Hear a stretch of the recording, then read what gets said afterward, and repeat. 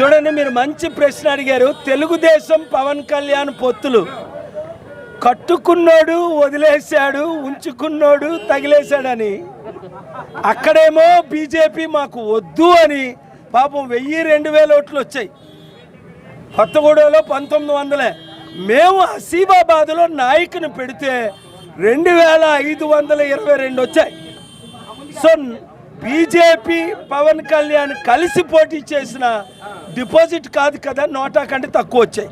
అందుకని తమ్ముడు పవన్ కళ్యాణ్ ఏమంటున్నాను నేను, అరే నువ్వెందుకు తెలుగుదేశం వద్దంటున్నారు, లోకేష్ ఏమంటాడు మా ముసలాయన మా నాన్న ముఖ్యమంత్రి అని.